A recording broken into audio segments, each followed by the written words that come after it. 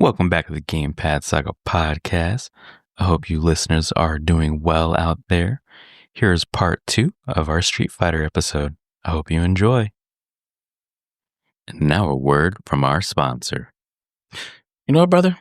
I'm going to invest in Don Pepe X. Don Pepe X, what is that? Don Pepe X is the next AI trading revolution in crypto. Crypto? Huh. I guess that is the wave of the future, huh? Yes. You know what Don Pepe X is? No, what is Don Pepe X? Don Pepe X is an advanced AI trading agent powered by Satoshi's Mind AI and is built on the Virtuals protocol, a next-gen AI blockchain ecosystem running on Base Chain, the Layer 2 blockchain developed by Coinbase and secured by Ethereum. What makes Don Pepe X so different compared to the other crypto competitors out there? Oh, great that you asked that. AI-powered trading intelligence is one of the things Don Pepe X has. Also, base chain security, transparent and safe, high growth potential, and also premier AI agent. And why should we use them now? The AI agent narrative is the hottest trend in crypto right now, and Don Pepe X is positioned to be the leader in this space. Oh, that sounds very promising. I'm going to have to check them out. Yeah, man. If you want to be ahead of the curve, Don Pepe X is the AI-powered edge in the financial market. All right. And where can I get additional information? You can get it from Don Pepe's Twitter page. We'll have the link in the description below. Perfect. I'm heading right there now. And we'll go into that now. So with this one, with this version here, this is Alpha 2. You had alternate versions of a couple characters. So you had an alternate version of Ryu, and an alternate version of Daoism, and then also Zangief, known as the EX versions.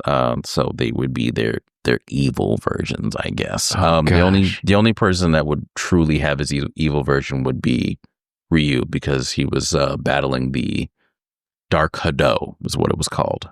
So it was something that's in his, some kind of demon energy that's in his blood that tries to take over him when he has like really strong emotions about stuff. Wow. Yeah. So kind of interesting. Yeah. So let's take a little dive into that real quick. So that didn't come about until the Alpha series. It's actually in the movie. If you ever watch the movie, in the movie, Ryu's journey was basically getting better, obviously, because he was always wanting to get stronger and fight the strongest opponents, and dealing with his inner demon. Okay. And also, in the Alpha movie, it is explained that he has a little brother, and his little brother found him. So his little brother was spending time with him, blah, blah, blah, learning martial arts. And as he is learning how to be a big brother, he is also battling his demons. He is also mourning the loss of his master, who at the time died. I'm not sure. It got retconned later, but we're going to say he died. We're going to say he died for now. Yeah. And the only reason why he died was because his brother killed him.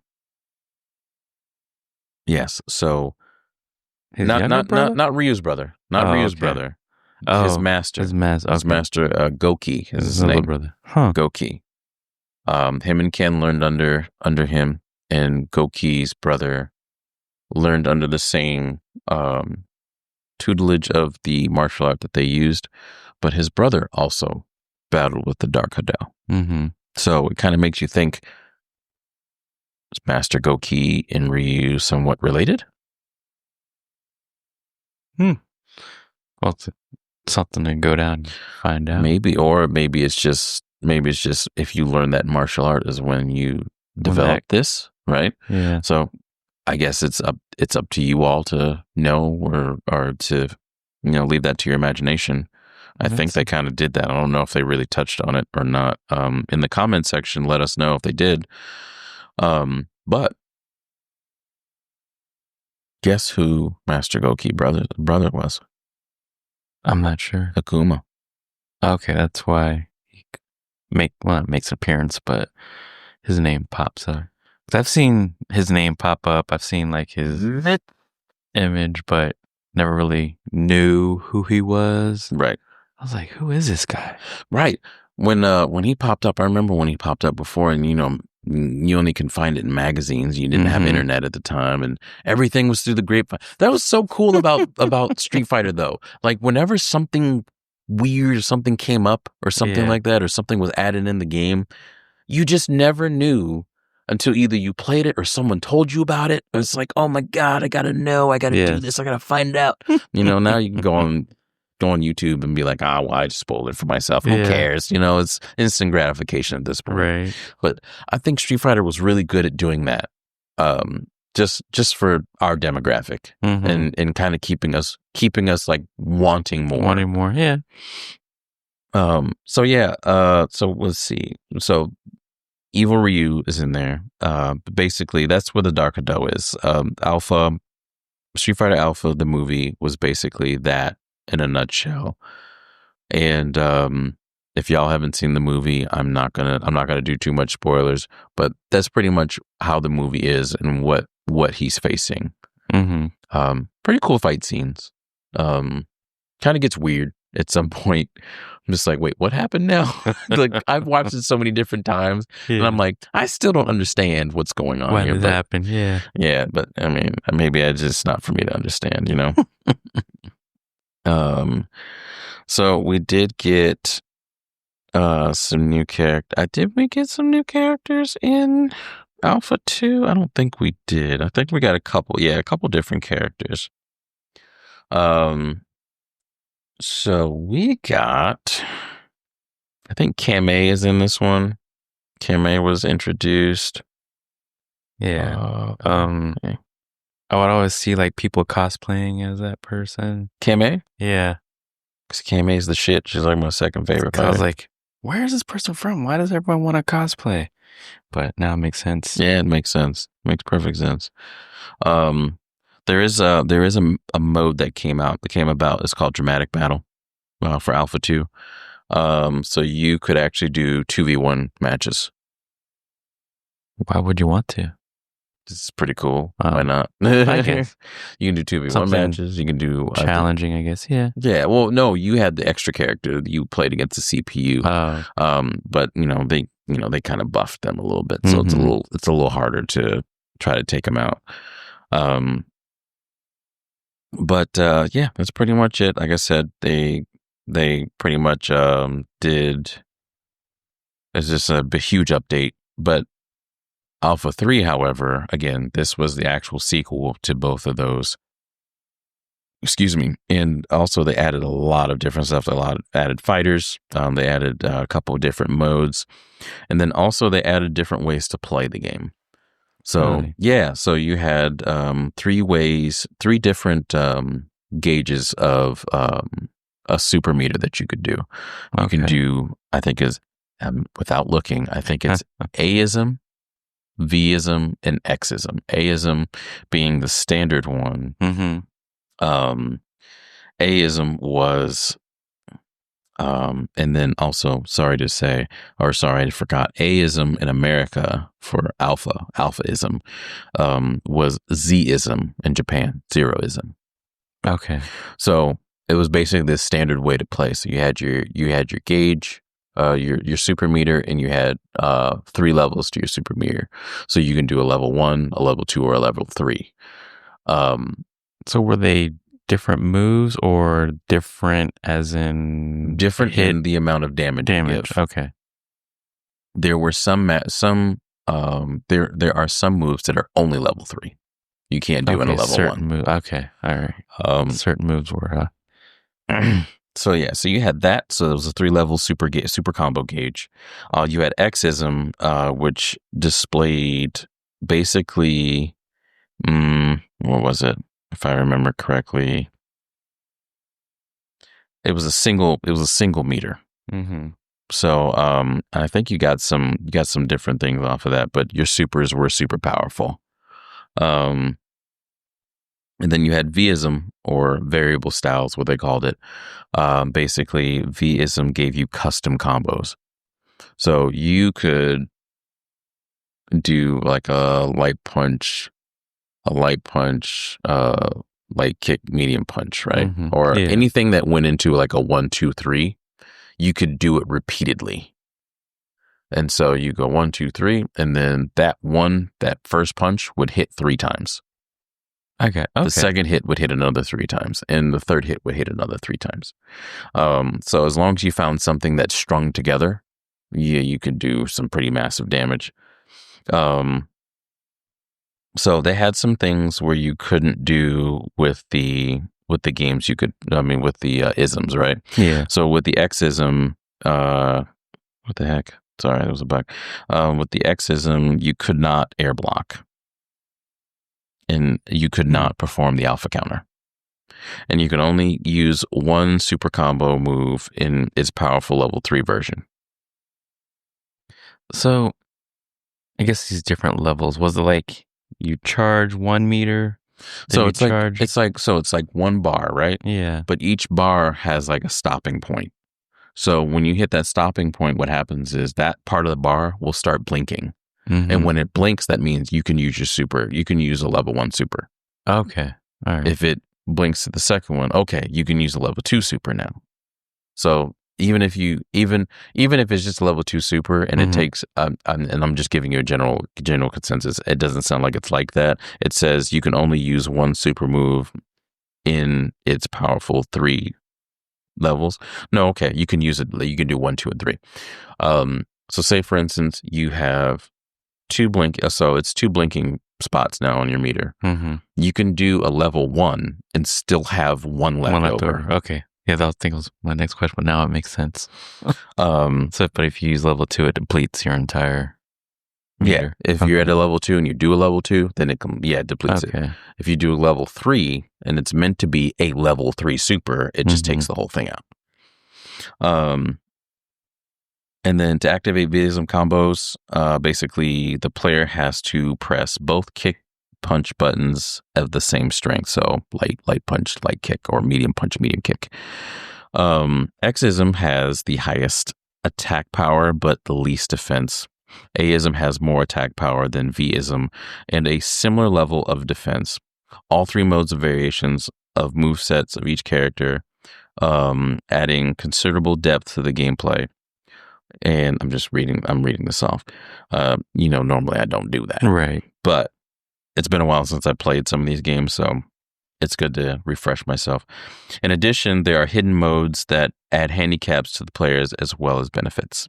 So you can go back to the classic mode where it was an alpha 1 and 2, where you could have all those things. You didn't have the custom combos and everything, but you could air block and do all that.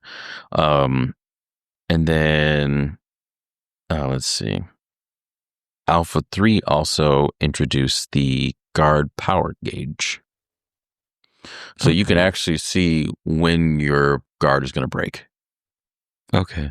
I don't believe in Alpha 1 and 2 it was like that. I think you could just block as long as you wanted. Alpha 3, you kind of have a bit of a window. Guard for X amount of hits or... Yeah, until you can't guard anymore. But it's quite a bit. It's still quite a bit of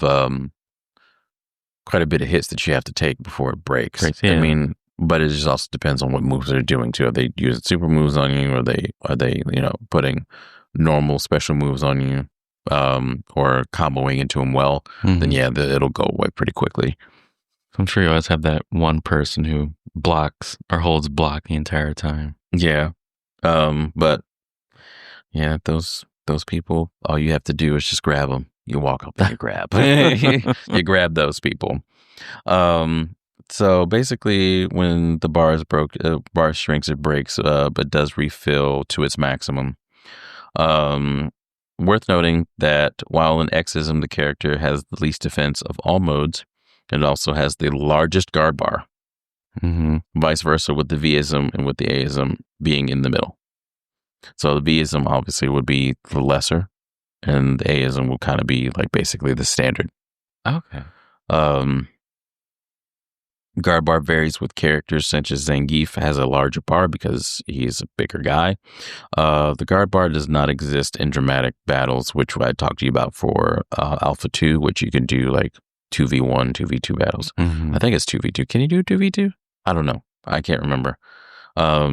So no guard crushing in dramatic battles, basically. So yeah, there was an exclusive style called Iism, and that was on Dreamcast, and you could use that in the World Tour of the Sakyo Dojo modes of the PSP version World Tour as well. So yeah, that's kind of the mechanics for Street Fighter Alpha 3. Alpha 3 is like my favorite one.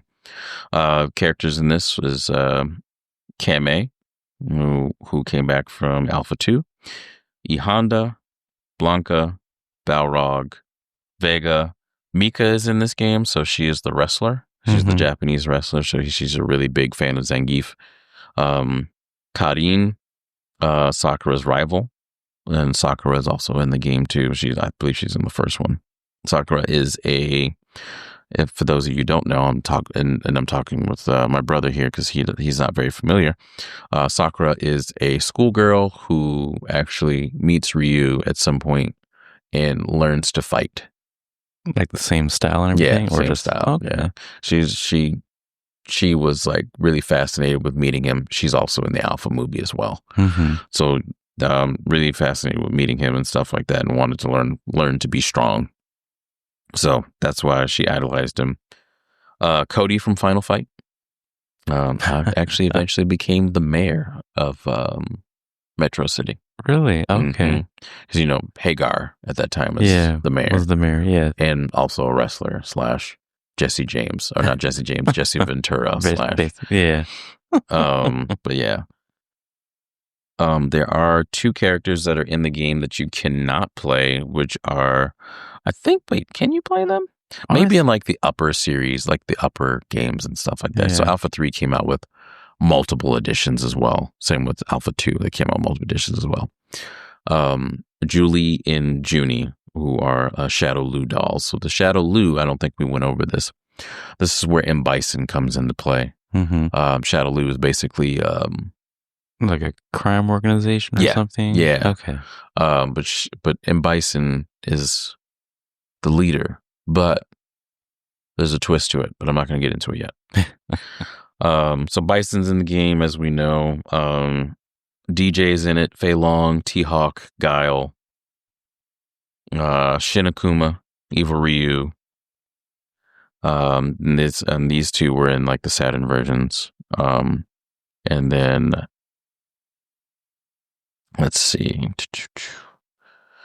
I believe that's it. I mean, I think there's a few more characters in there. I just can't think of them right now because I'm tired as fuck. But yeah, Alpha series, great series. I love anime fighters. So it's my jam. I like it. But the Alpha series didn't last long because a lot of people were kind of receiving to it just because Ken and Ryu were still the main characters, just like they were in Street Fighter 2. Well, I think Ryu was more of the main character in Street Fighter 2. But then now it starts to get a little crazy because now, so as far as the next series. So now we are looking into Street Fighter 3, but let's backtrack a little bit back into the Shadow Lu. So the Shadow Lu were people, if I remember correctly, were like really recruiting like strong fighters and stuff like that. Vega, Balrog, and Sagat was part of it at one point. If you watch the Street Fighter 2 animated movie, Bison was kind of controlling the airwaves of what was going on. Kame was brainwashed. I believe she was a UK British spy or something like that was infiltrating Shadow Lu, and they found out and they brainwashed her. Oh wow. She just became a killing fucking machine. Converted her for their own good, I guess. Yeah, Kame is that. She is that girl. Holy cow. But just to give you a piece of something, Bison is more than one person. Really? How so? Well, I'm gonna leave it at that for right now. All right. Until we get to Street Fighter 4. So he's more than one person for sure. So we're gonna go to the next series though. So this one got a little weird. And this is going to be. How did it get weird? Well, it got weird because no, we're gonna backtrack real quick. Back it on up. No, we're right. Unless we're doing the we'll add those other ones in the end. We'll just go chronologically with the Street Fighter order, and you have all the other games like Marvel's superheroes versus Street Fighter and stuff like that. We'll talk about that at some point later on in the cast and the episode. But Street Fighter 3 was next after this. Street Fighter 3 is my second favorite. This game really wanted me to be. I really wanted to be good at fighting games after playing this game. So Street Fighter 3 did not, in early conception, did not make Ken and Ryu the main characters. In fact, they were not going to be in the game at all. Really? Mm-hmm. So what year are we at right now? We are in 97. 97. This Okay. is Street Fighter 3 New Generation. Oh, so they really wanted to switch things up, I guess, after Alpha. But then, like you said, people, I guess were upset that Ken and Ryu were still the main characters featured. They were upset that they weren't going to be the main character. Weren't going to be, okay. But they weren't even going to be in the game. Wow. Why is that? I don't know. I think they just wanted to go in a different direction. Okay. And they realized that quickly that wasn't cool, because once fans found that out, they're like, fuck this. We're not doing this. Why am I picking this up? Right. I mean, right. Okay. Which, I mean, makes sense. If it's not broke, don't fix it. But at the same time, I mean, there's been plenty of games that did that, like Garo Mark of the Wolves, also an SNK game, right? Mm-hmm. A lot of the characters in that game are either someone who is new, or somewhat related to the characters in the King of Fighters, Fatal Fury, or Art of Fighting. They're all different characters, though. And the main character is Rock Howard, who is the son of Geese Howard. Mm-hmm. And Geese Howard was the main villain in the Fatal Fury series. So, I mean, now it's not Terry. Terry was the main character in the Fatal Fury series. But Terry is in the game. Mm-hmm. But Terry's in the game for a reason. But Terry's not the main character. It's Rock. But still a great series. It's still a great game, though. Still a great game. They just came out with a new one, City of Wolves or whatever. Yeah. I've been meaning to play that, but I just, priorities first. So yes, 1997, Street Fighter 3 came out. New generation. Was in the arcades. This was again dubbed a sequel, not a prequel like the Alpha series, a sequel. So this is near, I want to say, if we're doing a timeline for it, I want to say it is near the end of the timeline. Not the end, but closing into the end. Mm-hmm. I believe what? No. It is the end. It is the end timeline. It's the end of the timeline, yes. Unless, I don't know where Street Fighter 6 falls. We'll have to figure that out once we get there. Mm-hmm. But actually, at this time, yes, Street Fighter 3 was the end of the timeline. Before all the other iterations came out.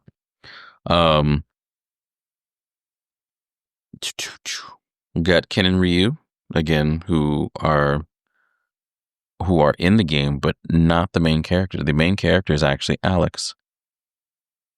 And the main protagonist, or the main antagonist, which was Bison, is no longer the main antagonist. It is Gil who took over the role from previous games.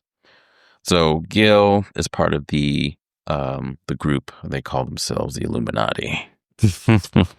So yes, the Illuminati was in Street Fighter 3. Oh man, I mean, I guess it makes sense. On its way to 2000s, I think I mean, movies always reinvent themselves. Yeah. So it just made sense for video games to do the same. Yeah, I agree with that. I think it was in a really good direction to begin with to have Street Fighter 3. I would have been okay with not having Ken and Ryu there. I would have been all right with it because I love Street Fighter anyway. Right. However, it was a huge backlash. As soon as that came in the cabinets, no one played it. Wow. Nobody played it. Even though Ken and Ryu was in there, nobody played it. The mechanics were a bit different. It just was a weird game in general at that time. Mm-hmm. Because you had Alpha and Street Fighter 2, which were very basic, very, I would say I wouldn't say bare bones, but just, it wasn't a lot going on. Right. Yeah. Street Fighter 3, there's a lot going on. It's a different game engine, different graphics, I would say. Characters are older, right? Mm-hmm. And you have a whole different thing going on. So, the gameplay for it was, I wouldn't say it was fast paced, but it was more based on footsies, which is positioning. Mm-hmm. I mean, and all Street Fighters are based on your positioning. Yeah. But with the mechanics that you had in this game,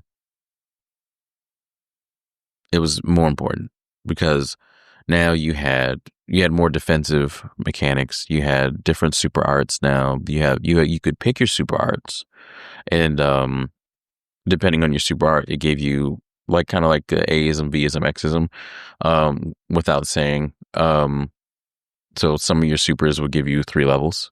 Some of them would give you 1. Some of them would give you 2. But it just depended on what super you used and based on your character for the most part. And also the ability of the super art. So they invented the parry system. Wow.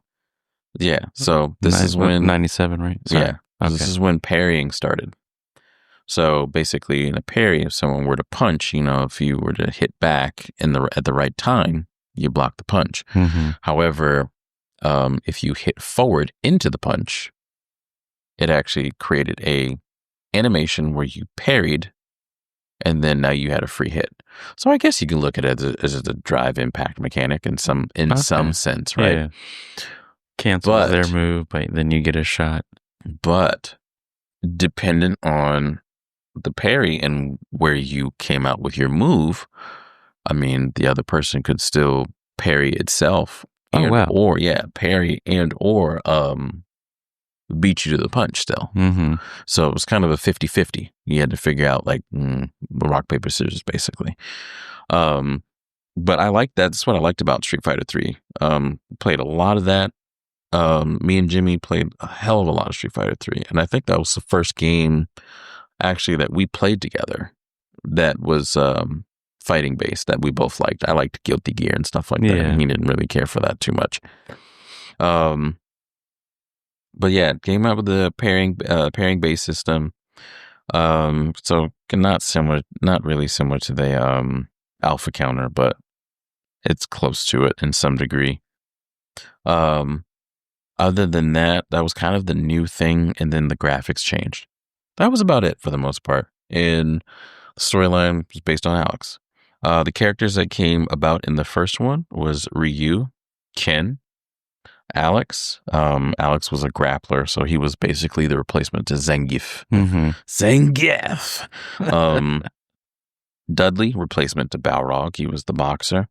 Elena, who was a capoeira fighter. Ibuki, who was the first, I believe was the first ninja fighter. Was she? I guess you can claim Vega was, right? He was pretty acrobatic. Yeah. But I don't think he wasn't wearing anything ninja-wise. Yeah, he was Spanish. He was a Spaniard trying to take over the world. So yeah, you had Ibuki, who was a ninja. You had Necro. So Necro was a tall, lanky, weird-looking thing. But he was a Russian man who was kidnapped and experimented on by Gil's organization. Mm-hmm. So he was like really lanky. Like he was tall. And he didn't really stand up like fully because he was so tall. He like kind of had a really big bend, but his arms, like his hands were down to his shins. That's how lanky he was. But yeah, he was a weird guy, but if he was in the right hands of somebody, he'd fuck you up. Oro, who was a seclusive hermit who likes to fight worthy opponents, and he in the game it looks like he fights with one arm, and he does fight with one arm, but in the other arm he's holding a turtle. Fighting with a turtle. Yeah, wow. He's holding a turtle, so that's why he doesn't use his other arm, because he's protecting his turtle. Mm-hmm. He's a pretty interesting character. Sean, who is who's a Japanese Brazilian fighter who becomes Ken's apprentice. Yang and Yun, who are two twins that are experts in kung fu from Hong Kong, and Gil is the leader of the secret organization Illuminati. But I hated Gil, and I'll tell you why when we get to Street Fighter 3. But Alex, like I said, he was the lead character of Street Fighter 3. He fights close combat with grappling and powerful punches. His initial goal is to avenge the death of his friend Tom at the hands of Gil. I just now figured out why Alex is the main character, and I'm highly disappointed. I thought it would be something more than that. Like a revenge story. Mm-hmm. He later then gets defeated by Ryu in Third Strike, which, again, my favorite iteration of Street Fighter 3. But basically, it's the story of the first one. It's a great game. I enjoy it thoroughly. I played a lot. I remember when they re-released it back in 2011 or 2012. It was the online edition on PS3 and 360. So it was not, I guess 97, not originally online. Okay, makes sense. Yeah, so this is like way back when. But when we get to Third Strike, I'll tell you that story. I actually, that was the first time, Third Strike actually was the first time I actually stepped out of my boundaries of being American speaking and wanting to learn other languages. Yeah. And I'll tell you why in a little bit. So we got the next iteration, Street Fighter 3 Second Impact Giant Attack. So this one basically was pretty much an upgrade. Gave you new characters, new special moves, introduced new mechanics. And the game also brings back bonus rounds. You remember those when you had to beat up the car? Yes. Those were always great. I actually have a diorama. Do you? It's a little thing you can hang it, and it's actually really cool because it shows like the life bars and everything like that. And it's the car. Mm-hmm. It's the car beat up, and the guy who comes and sees the car, and he's like keeled over crying. Yeah, I have that. It's actually pretty cool. It's called Pixel Arts. I think Pixel Arts. Yeah, because I have another one. It's Sonic the Hedgehog. I have that one too. It's actually pretty cool. What if I don't know. Either you told me about them or it popped up on my feed, but yeah, it sounds about right. They're the ones that created the diorama. Okay. Yeah, it's pretty cool. So, Second Impact was the 2-in-1 release of the compilation. This came out on Dreamcast in '97. Released in October, second installment. Brought back all the characters from the first game and two new ones. Hugo, who I mentioned earlier, and Urien. Hugo and Urien are basically Hugo. I don't remember what Hugo was. We'd have to look. But Urien was basically Gil's right-hand man from the secret organization. Put it in quotations. Yin and Yang from the first game become separate characters. Did not know that. Receiving unique a unique set of special moves and super arts.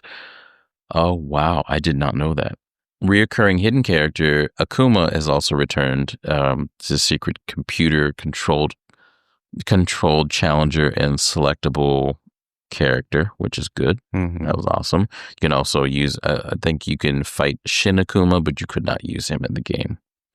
The super arts were performed with slightly more powers using the EX specials. How you did that was you did so for instance, you do quarter circle forward punch to do your Hadouken. Mm-hmm. Hadouken. And if you wanted to do the EX version, you would do quarter circle forward in 2 punches. Okay. So you would do either your medium punch and your light punch, or you would do your heavy punch and light punch. Whatever is going to be, whatever fit best with what your muscle memory was with your fingers. For the most part, didn't really matter. The length of the super meter changed from the previous game. Frame data changed, so it basically rebalances. Some characters gained some new moves and improved animations. The new ability that came about was tech throws, so you could tech out of a throw. Which meaning like if you were, there's 2 ways to do it. So there's a throw break, right? Yeah. So if someone tries to throw you, you break it, and then you don't get thrown at all.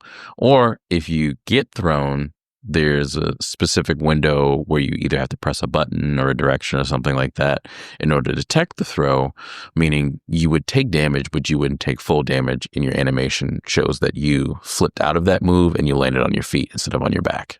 Oh, okay. If that makes sense. Yeah, I was like, how does that work? But okay, it makes sense.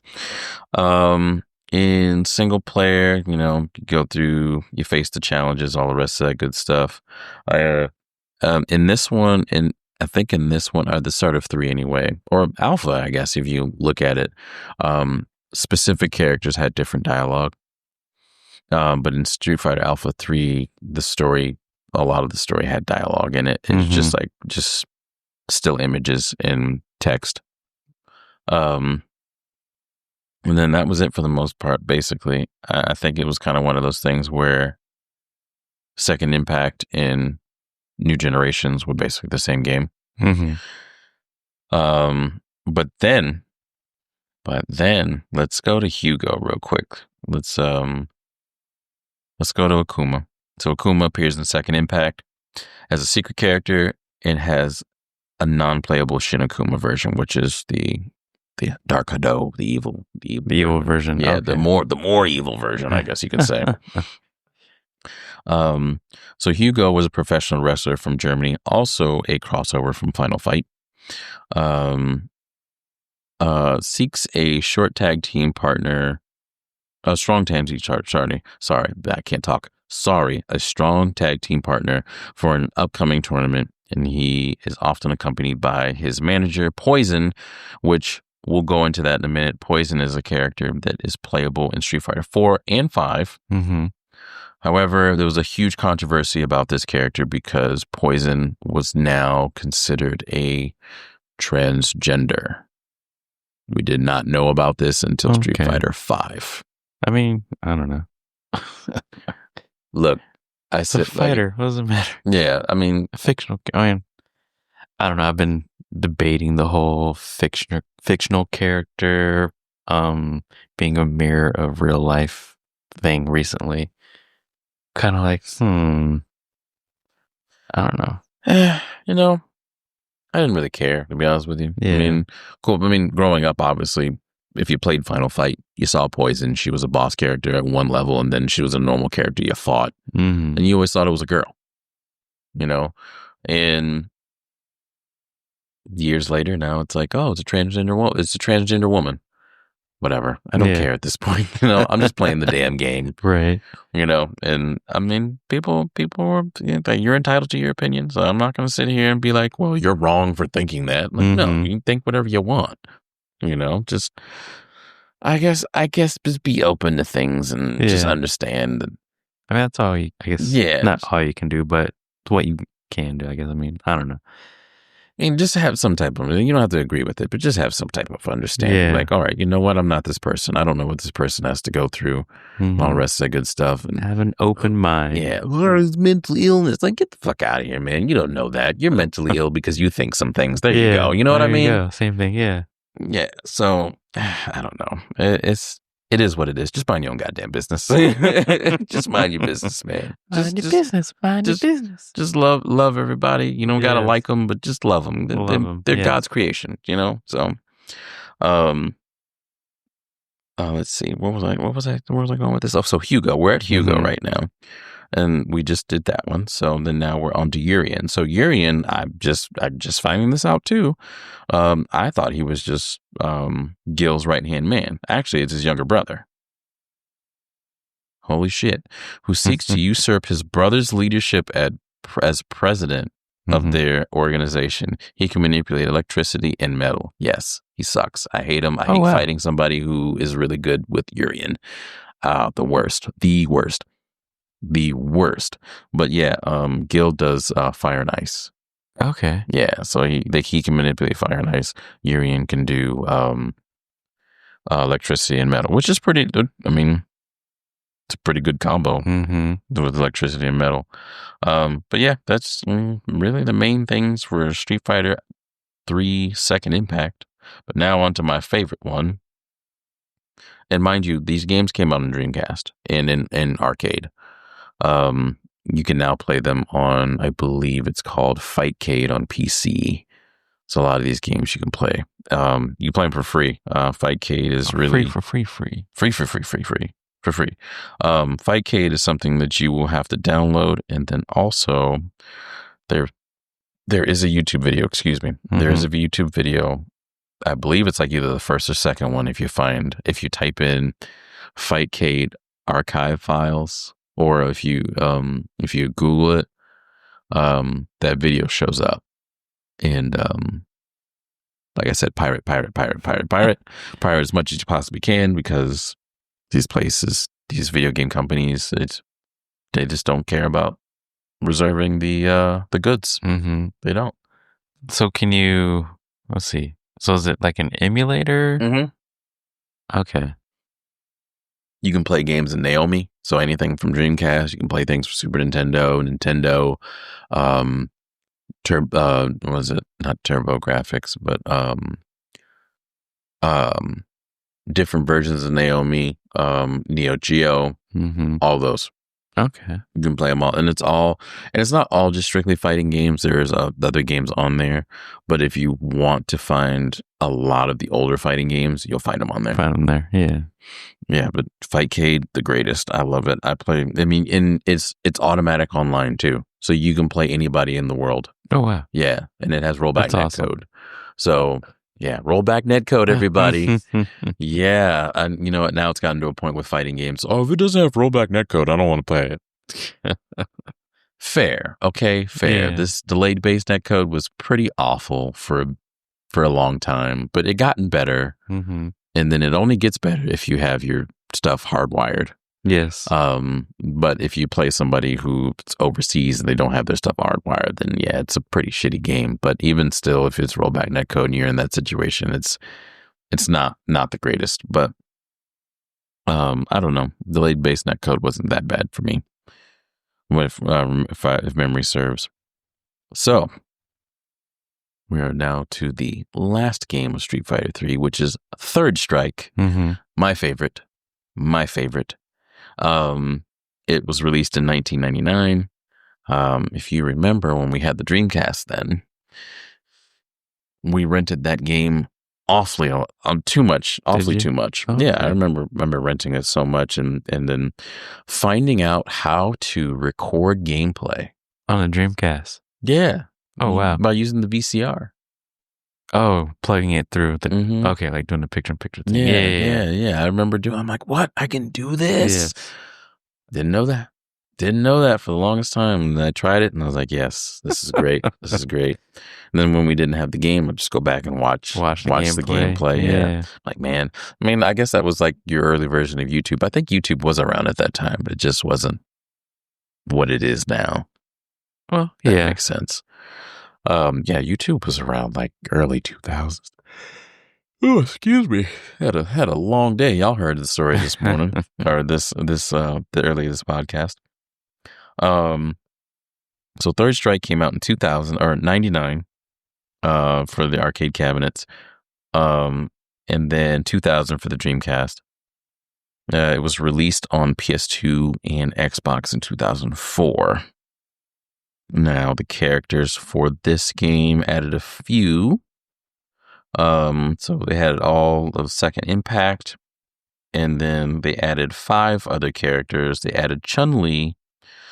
She's looking for a young orphan under her care who was kidnapped under mysterious circumstances that I did not know. I have to read more about that at some point.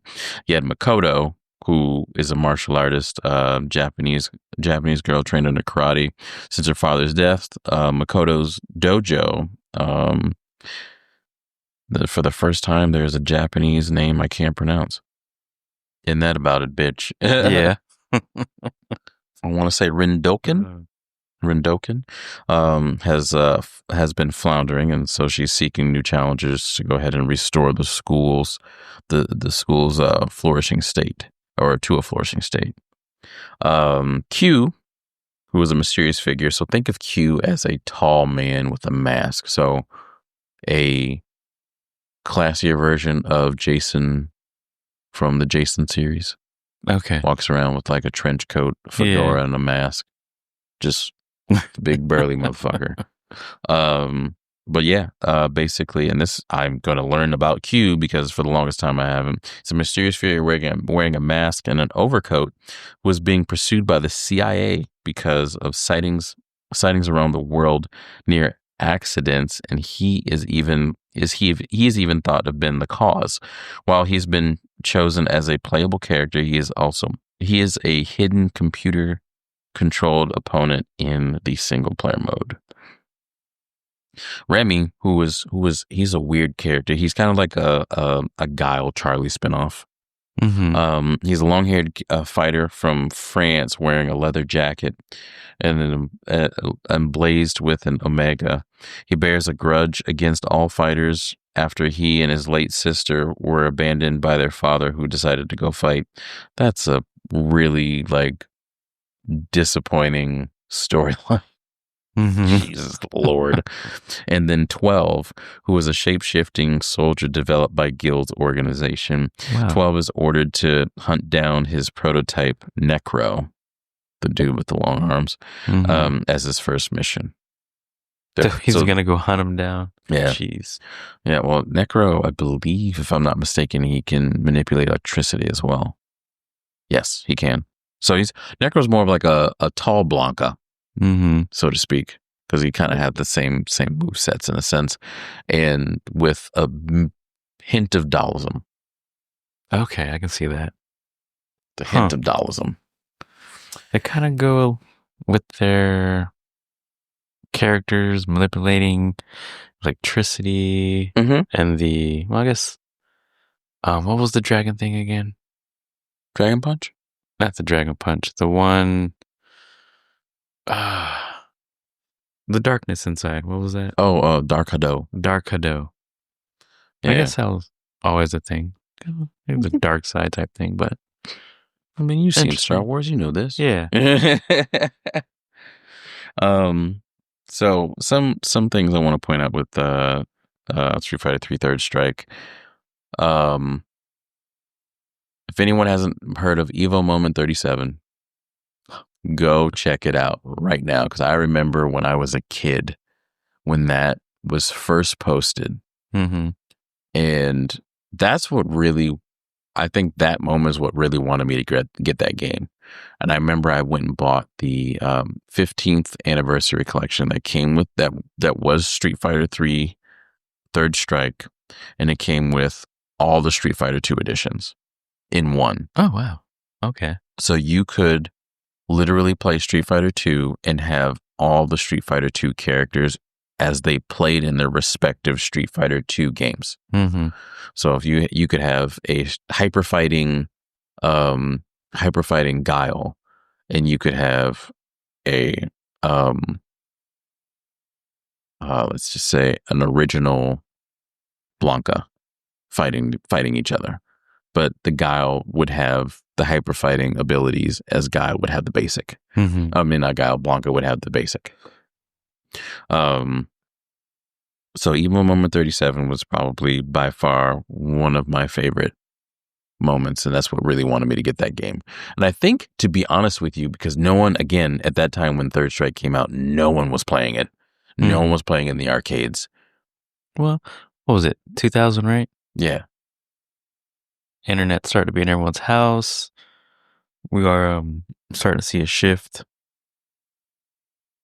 I guess, but the companies wanting people to play online. But it wasn't a Street Fighter game to most people. Why is that? Because it was different. It was completely different. Because you have to remember too, we come from a generation. We came from a generation, I guess one generation removed from people who are just really set in their ways, right? Yeah. And we were the first, I think we're the first generation from all the other generations. And I wouldn't say all of us, right? All of us still kind of have those old school views. I have those old school views for sure. But a lot of us in our generation actually have opened our minds to adapt to certain things because we had the internet. We had electronics. We had ways of communicating with other people. That transition. Yeah. Being there for that transition of, I guess, us have being, like you said, exposed to the difference in communication and just seeing it grow from our cell phone or the internet, chat rooms or forums. Yeah. So, I mean, we were kind of the pioneers of that. So, kind of a window open to see what else is beyond our walls, I guess I'd say. Right. And even though, like, at that time, going to the arcades I wouldn't say it was dying. It was getting ready to start dying. Mm-hmm. Because the internet and all the rest of the good stuff. Yeah. The internet really saved that, to me, really saved that series. Because if Evil Moment 37 didn't happen and it wasn't posted, no one would be playing that game. Yeah. Nobody would. And I'm very grateful. I'm very happy that that's the case because I would have never known about the game existing because I didn't know about it at all. But seeing that was a really big driving point to people to start going to play that at the arcades, and people were at that cabinet playing that game. It's really nice to hear. It's really nice to know that it had such a following then, because then, like I said, it came out in 2011 with an online edition, which then leads to my story. So I was playing one day. I was just 2011, so I'm just getting ready to finish college. Mm-hmm. And, I'm playing online and all the rest of the good stuff. And I played this guy and he was pretty decent. But I'm like, man, I kind of want to, I know I can beat him, right? So I beat him a few times.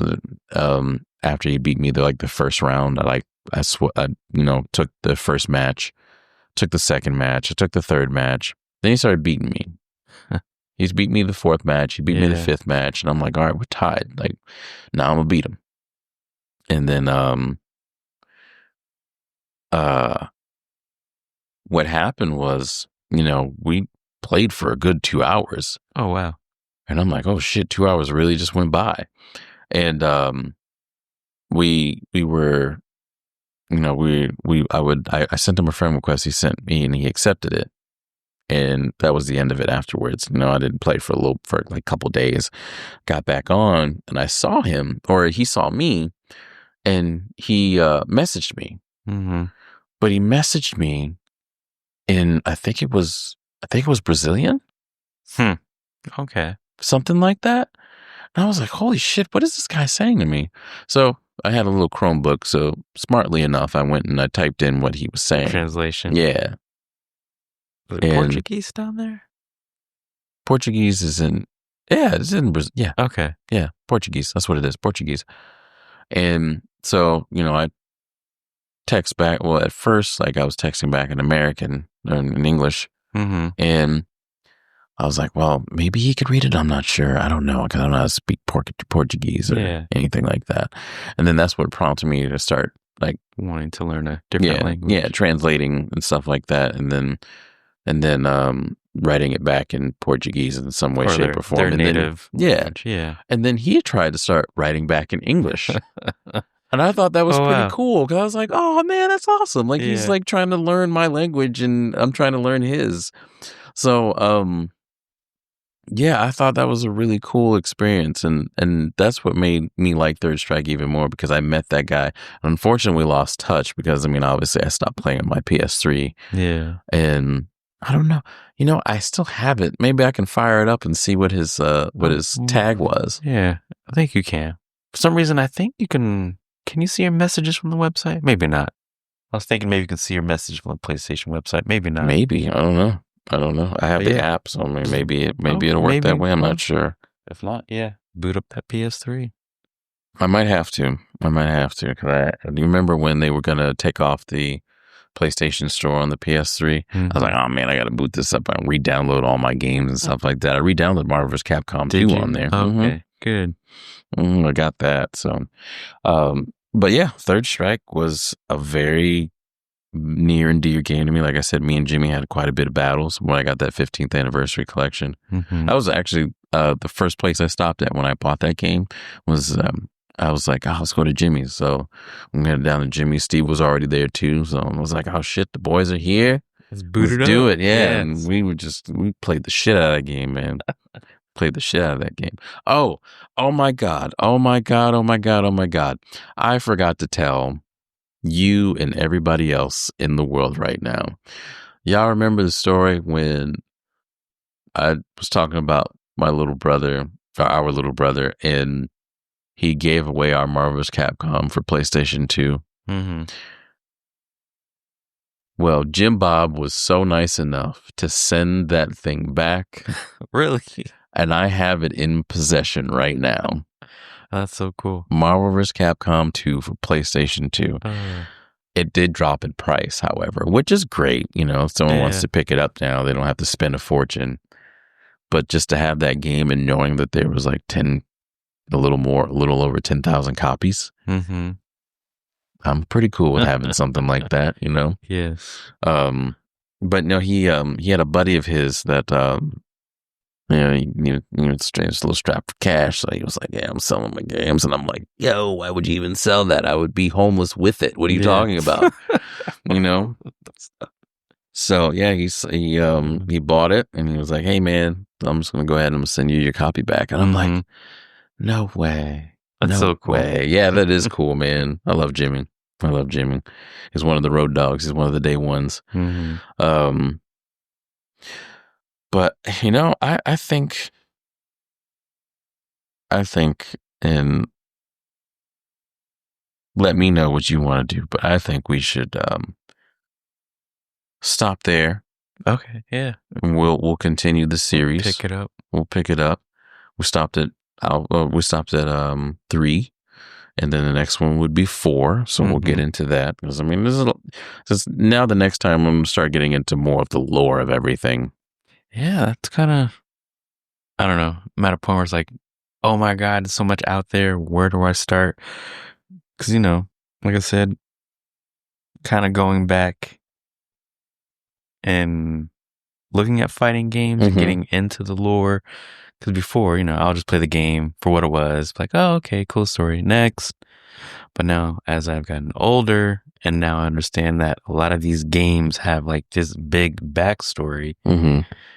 It's just, I don't know, something I kind of want to go back to with, obviously all the games and just try to pick up things, I guess, or connect the dots. Whenever I was playing it. Well, I got the games, baby. Just gonna go ahead and tell me when you want it. But yeah, you wanted to speak about something, right? What I want to speak about? Oh, you said, what was it? Was it GameStop? It was GameStop related. Yeah. Yeah, so I guess we can go into that. So I didn't really, touch base. So I did tell you guys that I was resigning, and just reasons. I'm not going to really get into those reasons right now, but I will say that it was a good 7-year run. But I will get into some of my gripes about the company itself. And I'm not saying that my stay there was awful. I'm not saying that at all. But what I am saying is that there were some things that could have been done, could have been prevented for some of the things that were going on with the company. We got saved by the fucking public. Thank you. Thank you. I appreciate it. Y'all kept me with a job that I liked and I enjoyed because I got to have great interactions with people and shitty ones too. Right. But it also made me a better person at understanding people and then maybe learning not to pop off so quickly. Yeah. Okay. Yeah. Because when I first started, when someone got attitude with me, I gave it right back. I still do. I still did, but I didn't do it in such a malice manner. Yeah. I would just kind of make you look stupid without you realizing, and then you probably like go home and be like, "Did he just say that to me? Yeah. Did he just insult me?" Yeah. Yeah. Sure That'd be the way to do it. Sure did. Yeah, that's just the way to do it. But so did you know that GameStop has an esports arena? I'm gonna go no. It's not my point exactly. So I'm gonna go no. My point exactly. Why do we have? I can't say we anymore. Why is there a esports arena in Texas where I keep saying we. Where it is one of the biggest headquarters for GameStop, number one. Number two, we hold some of the biggest fighting game events in the country. And we hold one of the biggest fighting game events in the world. And you're telling me we can't get any of you can't get any of those in there? Why? Because you don't advertise. Right. Is there a reason why they don't advertise? You know what? What have you observed? Know what? I couldn't tell you. I mean, I couldn't tell you. And it frustrates me. You want to know why it frustrates me? Why? Because there's so many avenues and so many doors that could be opened back up to things that we used to do back in the day that GameStop truly does have the wherewithal and capability to do. They just don't do it. GameStop would have opened up the possibility to be back in arcades again. Having the arena and understanding like, hey man, you know what? We may not make an investment on those arcades right away. Can you view esports almost like an arcade itself, but just everyone's online per se? No, I mean I can, but I can't. Okay. The only reason why I can view esports online is because we're able to play online, as opposed to the true nature of competition on equal playing ground is being right next to the person. Okay. Yeah. Okay. You don't have any latency. You don't have any type of delay. No cheating controversy. Well, I mean, you have cheating controversies even with people. Even with someone next to you in an arcade? Oh, yeah. Okay. You have cheating controversies. I mean, if you play, now you play with your own fight stick or your own controller or something like that. I mean, look at some of like the games with like Valorant and stuff like that. People put cheats on their computers all the time, and they do LAN parties right in front of people. Right in front of people. They do it in plain sight, and no one notices. Yeah. I mean, look at all the Call of Duty footage you see. You really think everyone aims the same fucking way every time? No, get out of here. Look, I'm not a huge like like, you're not good at the game, you're a cheater, even though that's what everyone refers to when you're getting mollywopped, right? Yeah. But I just take my lumps and move on. Yeah, I take my lumps too. But I mean, when I get pissed off and I know like something's not right, I will call it out. And I remember I was playing with somebody. I was playing with one of my bosses. I used to work at the GameStop, which we're going to have him on at some point, and we're going to talk more about GameStop. But we had somebody. One of his buddies was playing. I was like, man, he's cheating. I know he's cheating. And he's like, oh, well, I don't know. I didn't see it. Didn't really look too suspect. I'm thinking to myself, this motherfucker needs to shut up. Yeah. Because apparently he's not as competitive as me. So I'm not going to really acknowledge what he's saying there. And secondly, you probably haven't been playing this game as long as I have at a competitive level. So no, don't do that. Don't do that. Don't downplay me. I know what I've seen. I know what I've clipped. Get out of here, you know? But I think esports, in a way, if you do it online, I mean, yeah, you can still consider it esports. I don't think it's a true version of esports. I think it's a way to have an esports opportunity. But I think the true version is people being together, being in the vicinity, playing on a native whatever, and being able to play without any game interruptions. Okay. That's the true way of esports, because, I mean, to be honest with you, primitively back in the day when we were playing on Super Nintendo, when there was no internet, it was you, your boys, and you're playing one of your boys, and the other boys are either sitting on the bed or on the floor or whatever, and we're all glued to the television. Yeah. That's true. That's true esports in my mind. Okay. That's true esports. So having the opportunity to be able to do that, and like I said, open up avenues for opening arcades. Like, we got arcade monsters here, right? Which something happened. It caught on fire. It caught on fire. It's crazy. Everything's burning to the ground these days. And I was just there the day before. I was just there the day before. I'm hoping it's okay, because I really want to go back I think this weekend maybe. But, you got arcade monsters here, and arcade monsters is great because, you can go in, you can play whatever and whatnot, but it's tailored to a demographic of a lot of people, when a true arcade, and remember the arcade we went down to in Palm Bay? That was a true arcade. Like, yes, it was tailored to a lot of different things, and you had arcade cabinets that, had a PlayStation in there. You could change the game and stuff like that. But you had one side, you had like one side that was like systems that you could change out games. You had another side that was like, arcadey beat 'em ups and stuff like that. And then you had that one area where everyone stood, and that was all the fighting games. It was all the fighting games. All like, hey, my dick's bigger than yours. This is what's gonna happen. Yeah. Here we are with RJ and Tyler. They're here playing Street Fighter Alpha 2. Yeah. One is Ryu and one is Ken. And truly, they're going to face off and wondering whose dick is really bigger. You know what I mean? Like, that's what I'm talking about. Another thing that really irks me is that, and I guess this goes for any company, the detachment that GameStop had with its employees. The constant detachment, the constant, oh yeah, business, drive, sales. Yeah, it's part of the job. I get it.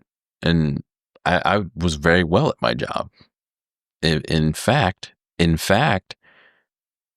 I have another brother of mine who we co-ran a GameStop together, and I temporarily ran the GameStop that he and I were running by ourselves, because he went and ran another store for a little while.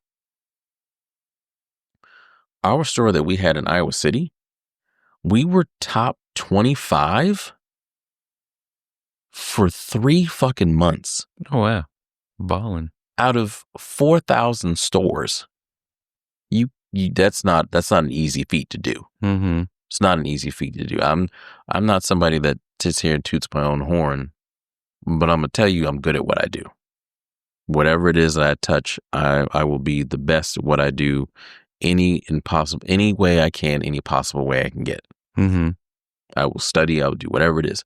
But even with that particular accolade, there was nothing to show for it because no one said anything. And not saying that you're supposed to pat me on the back when I do something. I'm not saying that at all. I'm doing my job. But my thing is that just a little acknowledgement. Not even so much acknowledgement. It's more of, hey, you know what? We see what you're doing. What more can we do for you to make this better or to keep you where you're maintain, at? Yeah. Right? Yeah, especially after 3 months, you would have. That's hard to do. Yeah. That's hard to do. That's cards every day. That's protections every day. That's games every day. That's used product every day. That's collectibles every day. Like and that's what's the other one? That's attachment every day. That's a system with a game, a controller, PlayStation Plus, Xbox Live, like whatever it is that it's attached to getting a system. That's not easy. I'm surprised to do every day. I'm curious. Like what, I guess the term is metrics that they use. I know my previous role, we kind of did that. It's like, hey, you hit this goal for 3 months. Hey, what's next? What can you hit this goal for the next 3 months? Like something similar or something like that. Yeah. But my thing is that how do I put it? How do I put it without making it sound bad? My thing is that just nothing. You didn't get a pizza party. I mean, fuck a pizza party. Fuck a pizza party. If you see, and this is, I mean, and again, that's what I mentioned earlier. But this is with any major company. If you see that you have people who are ready and willing to go ahead and push and be better, what makes you think you're just going to sit there and be like, oh, well, they're just going to keep that up and we're going to make profit off of it. And if they start sucking, then we're just going to go ahead and just come down on them with the hammer. Yeah. Not saying it was specifically like that. But it's like, oh, well, what happened? The numbers of this part of the quarter. Well, bitch, people don't buy stuff after a while. You know what I mean? There are times where people buy things. Sometimes they don't. Yeah. During the months of September, all the way to until middle of January. So you got people are buying stuff. Yeah. Christmas, birthday. I know a lot of birthdays are between summer and the end of the year. I don't know, other things that happen. You know what I mean? Like sales, Thanksgiving, Black Friday, all that stuff. People are buying stuff then. People are doing all their shopping for Christmas, Hanukkah, Kwanzaa, whichever you celebrate. I celebrate them all in spirit. And then when January comes, no one has money. Right. Gotta pay back all that stuff. No one has money. So then what do we do as a company?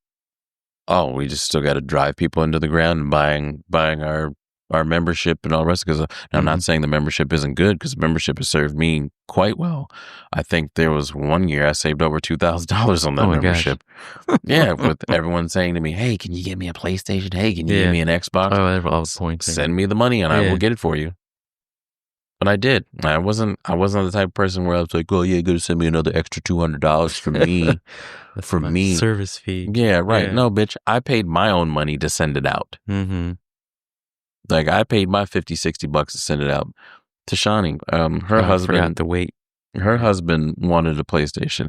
Only at that time I can only get her a used digital. But it was a PlayStation. It looked brand new. You know how much the shipping was on that? She sent me the money for the system. You know how much shipping was on that? Almost $100. Oh, I was about to say, at least like $200, $150. It was almost $100. It was like 89 something, some change. This was during Christmas or close to. So, I mean, man, I don't know. There's just so many missed opportunities. So many things that could take place that don't. Yeah. Yeah, that could make the company better. And I mean, like, put games on the map. I mean, the games are on the map now because of COVID, right? Mm-hmm. I mean, let's be real. Streaming wasn't really big until COVID. Yeah. No one had time. Or no one had time to watch, per se. I mean, as much as they do now. I mean, I watch streaming all the time. I mean, I've watched streaming ever since I found out streaming was a thing on Twitch. Yeah. I mean, I still watch Maximilian. I've been watching Maximilian for years. I go on his YouTube channel all the time. Mm-hmm. I watch Caleb Hart 42 for years because I love Mega Man X. I love the Mega Man X series, and he speed runs it. Yeah, and he does something called the Hexafecta. What is that? It's all seven. Oh, okay. All six. Mm-hmm. Hex is six. Hexagon six sides. Yeah. Trying to think. If not, I'm good at algebra. I'm not good at shapes. We'll find out in the comments. It's not a hexagon, guys. Yeah, it's a heptagon. A heptagon 7, you dirtbag. Yeah, it is hex. Yeah. Octagon's 8. Now I'm thinking of all these things. Right. Pentagon's 5. A quadrilateral is 4. Okay. Anyway, it's called Hexafecta. Mm-hmm. Hexafecta. So what? Does he just defeat the enemies and? No, he plays through the whole. He speed runs all the games from 1 to 6. Speed runs all the games from start to finish. I'm thinking all the bosses in one game, but he goes all the games. Okay. No, he does all of them. Does all every single one of them, and it takes him. If I remember correctly, it takes him about roughly 6 hours. I was gonna say, yeah, sounds about right. Roughly 6 hours, 6.5 hours, and I will sit there and watch all 6.5 hours. Mm-mm-mm. If I can, I will. Yeah, and I did for a long time. But yeah, again, just so many missed opportunities, so many things that, as a company, things could have been done. What really got me jaded was seeing the accolades I had, the time that I spent with the company, and the experience I had. There was a time where GameStop was saying that they were going to get rid of their co-managers or co-store leaders. Kind of cut out the middleman, I guess. And I was the like, buffer. well, this is my full-time job. Mm-hmm. I work 40 plus hours a week. You can't do that to me. You know what I mean? Like, am I going to be grandfathered in? I don't know. Like, nobody gave me any answers or anything like that. No. So I went out, I got another job. So now I had 3 jobs. Oh my gosh. Cause I was working at the hotel at the time too. I was doing that overnight. That's right. Yes. And so I got a cleaning gig, which was really nice. Mm-hmm. All I had to do was just clean a couple places, call it a day. And after like two shifts, the lady was like, you know what? You do good work. I got a place for you. It's right up the street. Yeah. And it was literally right around the corner from the house. So I can literally like go there, do my job. And if I wanted to, now I'm so bad. I should have never did this, but I would leave in the middle of shift and go home and take a nap. Like I would be done with everything though. I'd be done and I would go sleep on the clock. Hey, I would go sleep on the clock. And then what I would do is if I overslept, I didn't really care because it was literally not even a mile right over up there. the road. Yeah. I would just wake up and then go on my phone, go in the app and just clock out. Oh my God. Then roll back over, go back and to roll sleep. back, and go back to sleep. I mean, I guess, yeah. Man, I'm terrible. But you want to know something? I did my shit. Yeah, you got your job done. I got the job done. Like just efficient. Then like what do they want you to do? Do my 2 laps. Yeah. My 2 laps around, all I did was take out trash. That was it. I'd go to each department. It was a facility that made didn't do chemicals, but they did like damn, what did they do? It was like, It's better if you don't know what they did. No, I mean it was a government facility. Oh, okay. But they did something. They do stuff with man, I can't remember. Mm-hmm. I'd have to look it up. But yeah, all you have to do is do your 2 rounds. Just do 2 rounds of going around the facility. On a good day, if I wasn't slacking, took me like 2 hours. Okay. It's like 2 hours to kept do. the place pretty clean. Depending on the day. Okay. Depending on the day. It took like 2 hours to do. And then yeah, I'll just go to the house, fall asleep. And let me roll over, clock out, I'm done. No one told me shit. No one told me a damn thing. Right. And they can see where you clock out, but at the same time, like I said, it's like literally like not even 2 minutes up the street. Yeah. Not even. So it's just like, well, I mean, you can't really get mad at me. I'm like right there. Mm-hmm. But yeah, I was frantic because I thought I was going to lose my job. Yeah. Then they were like, oh yeah, we're not going to get rid of those positions. What we're just going to do is we're going to go ahead and take away the mandatory like 4-hour overtime from the managers. What? What? Yeah. Now you're going to do that. And then what's going to happen is you're going to be like, well, how come this isn't done? How come that isn't done? Because I don't have the extra 4 fucking hours that you took away from me, you assholes. And that was the actual thing. Every single time DMs are like, well, how come this isn't done? Because I don't have the time. Right. Yeah. No time. All right, give me time. Allot me overtime if that's the case. Well, we can't do that. Mm-hmm. No, GameStop just got into the black last summer. Did they? Not this past summer. Was it this past summer? No, I think last year, 24. Yeah. Last summer. They just got in the black last summer. After what, 20-some years of being in the red? Yeah. And then we're not gonna count the whole stock thing. Mm-hmm. We're not gonna count that. We're gonna count from, well, I'll say like the early 2000s until now. Yeah, 20-some years. Jeez. That's crazy. It took GameStop 20-something years to go ahead and be like, oh, we're just going to go ahead and find some type of money out our ass to go ahead and give these CEOs that keep leaving us because we suck. Damn, that just came out so harsh. I'm so sorry. Yeah. CEOs come in and make a bunch of money. And then leave. Yeah. And then leave. And then it's like, oh, well, sorry, guys. So we're just got to do this with no lube this time. It's like, man. I don't know.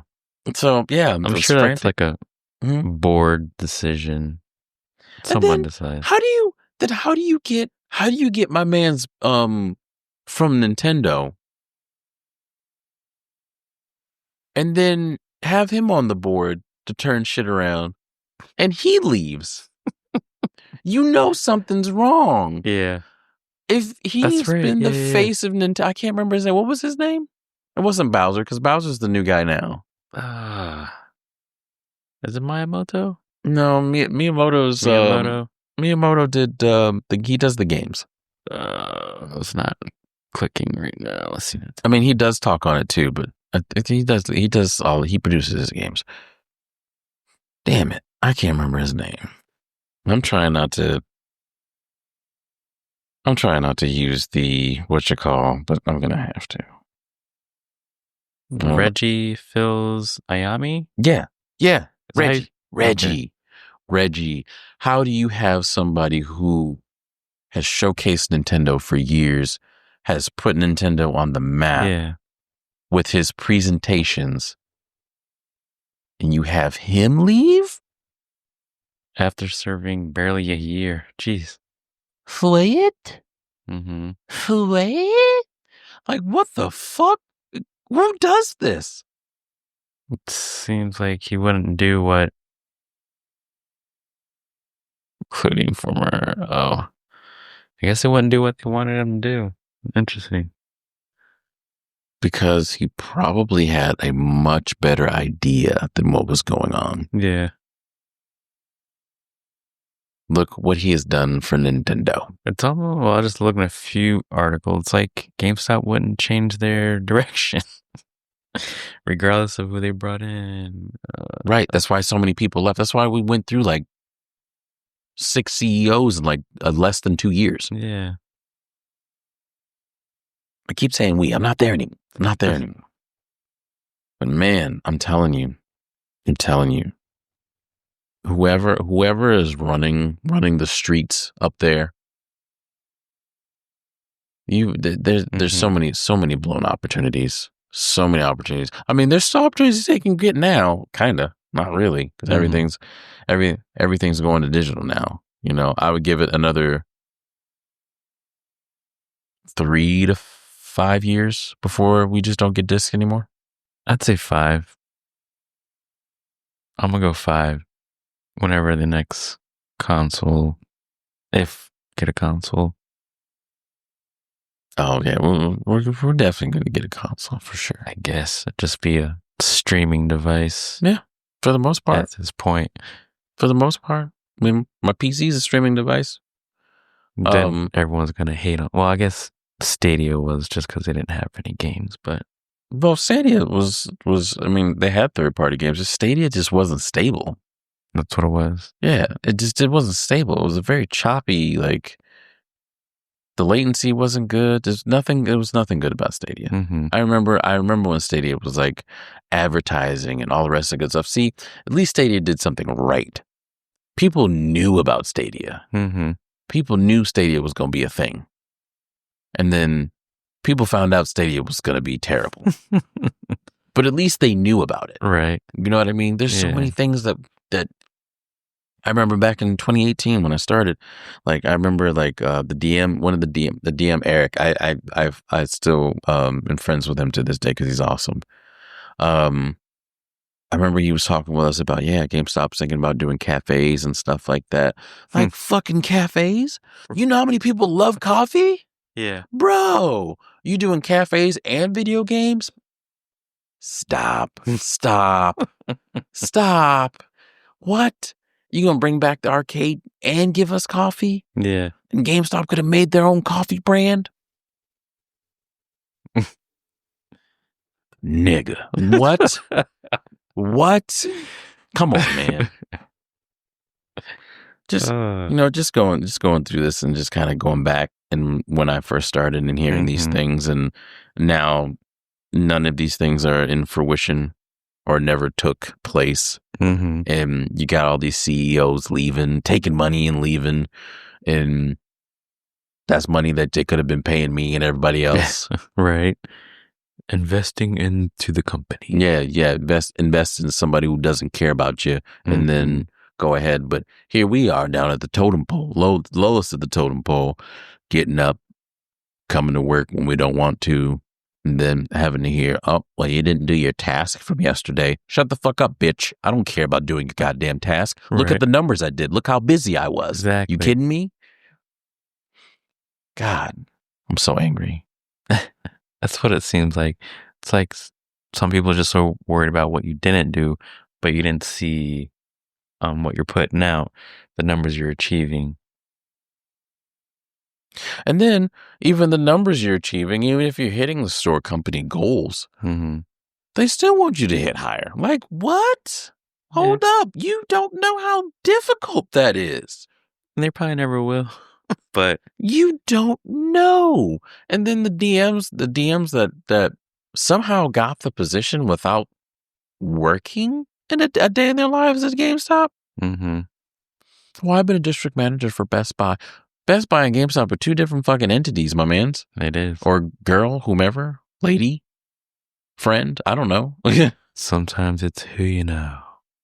It is who you know. You're right. But you want to know something? Those who you knows are the worst people ever, because they're the people that just don't know what the fuck they're doing. How does that work? In the comment section, tell me, how does this work? Yeah, let me know. I'm still trying to figure that out. Where you get people in positions that you know, and they probably know, and I know they know, they have to know, because that they're not fit for. Yeah, they have to know, because I know if I'm not fit for something, I feel terrible. and I will beat myself up like, man, you fucking suck at this. You do. They probably have to get to it together. fake it so you make it thought. Yeah, well, you know what? Maybe a lot of things in their life is fake. Oh, I have the best sex life ever. Nope. No, you don't. Because your girl's faking it every time.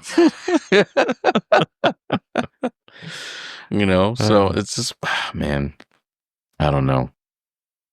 I think there was one DM, though, that besides Eric, there was another one that I worked with. It was really cool. I called him Super Boss. Dylan. He understood. He used to run a Think Geek. Oh, yeah. That place was awesome. I've never been there. I've never been to a Think Geek. Well, I found them one day. I watched Star Wars. I was like, wouldn't it be cool to have a lightsaber? You know. Oh, and that's how you got your lightsaber? Yeah. Growing up, I grew up with the plastic lightsabers, but then I found this company, searching the internet, Think Geek. I was like, oh, man. But yeah, they were cool before they went all, I don't want to say corporate, I guess, maybe. Well, I mean, they evolved. Well, they merged with GameStop. Think Geek merged with GameStop. That's right. That's why we sell statues of that. Or that's why we're selling statues and other collectibles and stuff because of that. Right. Because you remember, GameStop was just games. And shirts and stuff. What was it? Yeah, Dylan, he was real cool. Like, he knew, like, if we had concerns, if we had things like, yeah, this doesn't make sense. Like, why would we do this? Like, that's not what's been working. And he would say, well, do what's been working. I mean, he wouldn't enforce, like, I mean, he would enforce some things, right? Things that, hey, if I don't do this, if you don't do this, then they're going to come down on me. Please just do what I ask. Yeah. You know what I mean? But when it was something where he was like, yeah, I completely agree with you guys to keep doing it. Man, what? Because not everything's going to work and same everywhere. Right. And this was the store that I worked at. That we were top, was it, what did I say, top 50, top 25? Top 25. Top 25 for 3 months. Because what we were doing was working. And he's like, well, if it's not broke, don't fix it. Keep doing it. And, man, he left. And shortly before I transferred, he left. And I remember he was telling me, he goes, if I ever leave, something's going on. And, I didn't take it for face value, right? I'm like, oh, it's probably jaded about this, whatnot, this, that, and the third. And then as I've gotten into it further, I'm like, man was right. And I don't think he even finished what happened. So, so not only was I jaded about the whole thing with them not providing us ways to be better, and not only that, providing gamers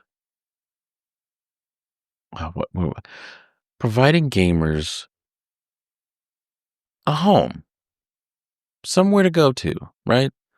As far as, like, what do you mean? Because I know the aspect of buying, selling, trading games. What do you mean, like go home as to how? A home as to, how do I explain it?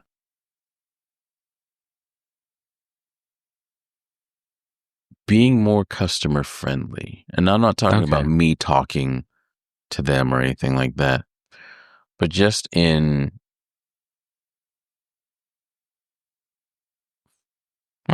offers, deals, things like that. Okay, so customer focused offer deals. Yes. More customer focused, understanding that, hey, you have to understand, like, most of your demographic are people that are in either the middle class or low income. So they're not looking to pay $60 every time or not having the pawn shop mentality. Like, hey, we'll take your game. We'll give you $1. Right. But we'll turn around and put it on the shelf for $45. Right. There's Goat Games in Merritt Island that take games and systems for more than we take. No, I'm not sitting here and saying that, hey, they got great quality systems over there. I don't know how I'm sure they check them and all the rest of that good stuff. I don't know what they do with that, but I will say this. You feel like you're getting your money's worth somewhat. Not getting ripped off. I feel like, working there, I understand like where some games or systems or whatever isn't worth that much, right? Yeah. And I get that. But say, for instance, I get a game and I'm turning around and I beat it in like 4 days, right? Before the 7-day policy. First off, you can't get a new game, open it, and then bring it back if you don't like it. Mm-hmm. You know what I mean? There have been many times where, hey, I state the policy to somebody like, hey, technically I can't do this. Right. Even says on your receipt. I even point it to them. Because people don't read, right? But I'll say, look, I'll do this. I'll do you one. I will return it for the used price, usually $5 less, right? I can't guarantee you money back, but you can use it towards something else. Okay. Store credit. Or a gift card. Yeah. So at least you're not out something, right? But I don't need you getting over on me one either. You know what I mean? Yeah. So, yeah, things like that. Things that are, not breaking the rules, but bending the rules a little bit. And I don't think we had enough of that from our higher ups saying, hey, you know what? I get it. If I've been there, if things were to happen, take care of them. Profit margin, baby. Take care. Mess with that bottom line. But the crazy thing about it is their motto is delight the guest. Well, how the fuck am I going to do that when you've already put in place on these computers that I can't do that? Yeah. What? I'm tricking the computer. I'm thinking like, oh yeah, I'm doing this, and this. And then I have to get to a point and then erase some things and then type in some other things. I'm like, man, this is a hassle to me. Right. Yeah. To make sure that I keep at least one person coming back. Yeah. Why do you think you keep getting money? Because I keep these people coming back. That's why. That's why. Just right before I left, the store manager there, and again, this is not a knock to the store managers by any means. The store manager there,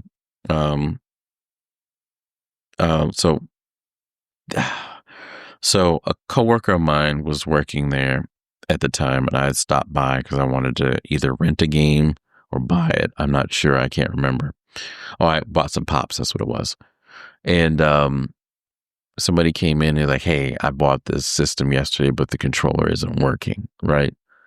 So technically, the policy states that you have to bring the whole thing back. Oh, wow. You have to bring the whole thing back, and then you exchange it for a whole new one.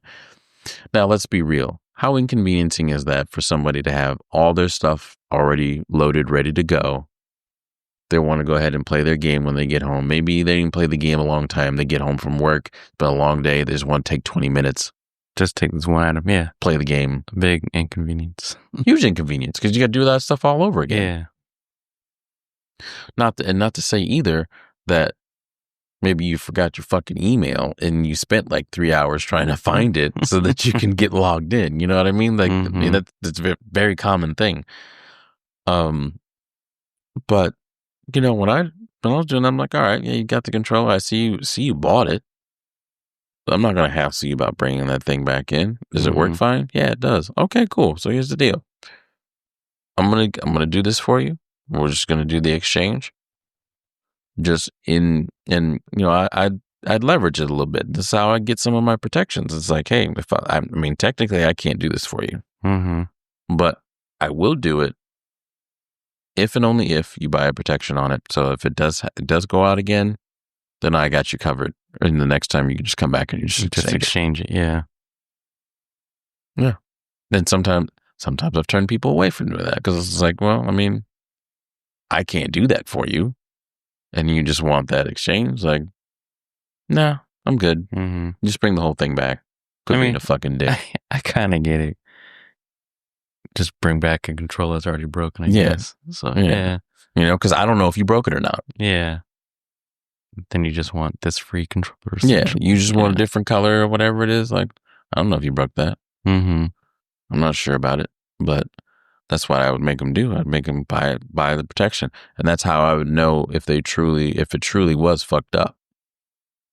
And yeah, I would just exchange it. And I mean, the protection wasn't much. It was only like what, $10, $10, $15, 15, 18, something like that. So for an extra $18, you're covered for this amount of time. So I don't know. Y'all let me know if I'm wrong for doing that, but I think if anything, I was helping them out more or less. And I think a lot of people, they would hear this and be like, oh, well, it was just an exchange. It should have been free. Mm-hmm. You're right. It should have been. I would like it for it to be free. Yeah.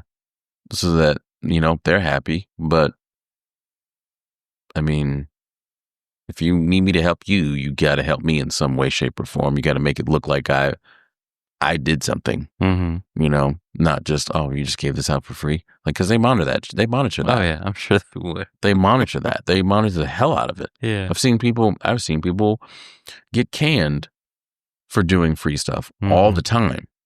All the time. Like, I'll free out like maybe like a deck of like a card pack or something for Pokemon or whatever it may be. Like, hey, for your inconvenience here, man, sorry about that. But not for like some $60, $70 item. No, not at all. All right. So that's just part one. I mean, we got more, but it's just part one of everything. It's part one, guys. Thank you, Kishan. Yeah, no problem. I'm drunk, so. I hope you guys enjoyed that one. Wow. We did a good 3-4 hour there? Almost, yeah. Just 3 hours if you can conclude the beginning part. Yeah. Yeah. Yeah. Thank you for listening. Be on the lookout for part 2. Yeah. I'll be a little less talky. More walkie. Yeah. All right, y'all. All right. Take it easy. Toodles. Take it easy. Peace.